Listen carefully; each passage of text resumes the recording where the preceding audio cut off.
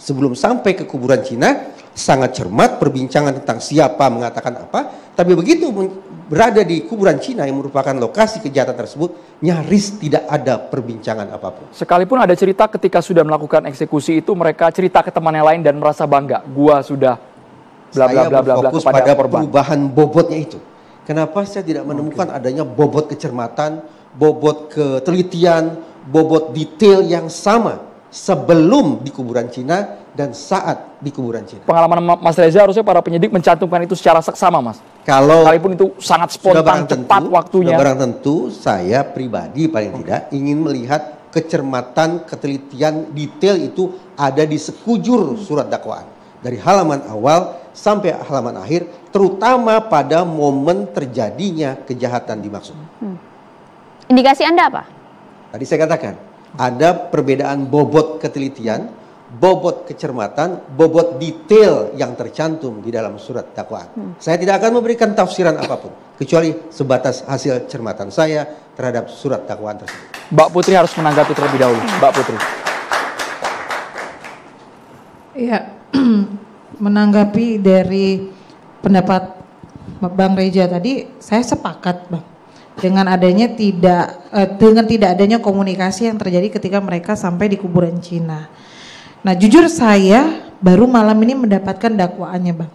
Kami sejak kemarin memang berkomunikasi dengan penyidik, itu tidak bisa, itu sangat sulit sekali. Tim saya Zahra yang di Palembang itu sudah saya upayakan untuk bertemu dengan penyidik dan tanyakan.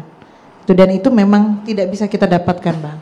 Nah, dalam hal ini, Bang, kalau kita membaca dalam tuntutan dakwaan tersebut, memang ada sedikit kejanggalan karena tidak secara detail diceritakan.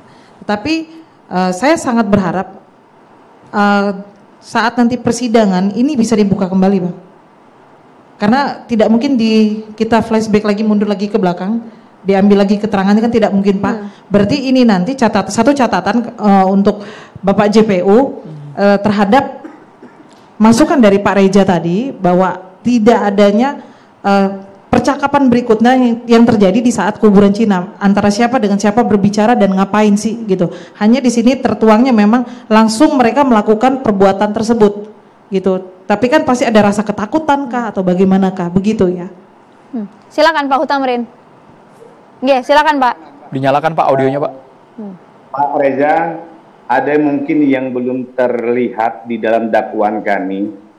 Pada saat korban dan ABH ini duduk di atas di kuburan, ya kan? Itu ada, Pak. Pada saat tindakan ABH inisial I membekat kepada korban melakukan perlawanan. Di situ ada kata-kata yang dari ABH inisial I mengatakan bantu. Kemudian dilakukanlah perbantuan antara 3 orang ABH yang lainnya, saling memegang kaki, saling memegang tangan, ya kan, sampai jatuh lemaslah korban ini. Kemudian dilakukanlah, mohon maaf lagi saya katakan agak kasar sedikit, yaitu persetubuhan yang dilakukan ABH inisial I.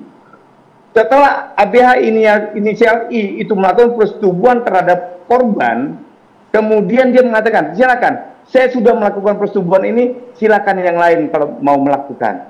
Dan itu dilakukan oleh ABH 3 orang yang lainnya, Pak. Disitulah komunikasi yang mungkin agak terlewat dari Pak Reza, ya kan? Ada komunikasi walaupun tidak secara terus-menerus, Pak. Itu yang saya katakan, Pak. Saya tidak mengatakan tidak ada perbincangan. Coba bobotnya ya. Baik. Nyaris tidak ada perbincangan, itu saya katakan. Saya sepakat bahwa anak yang berinisial I itu 2 kali berkata-kata. Tapi mengingat pada kasus ini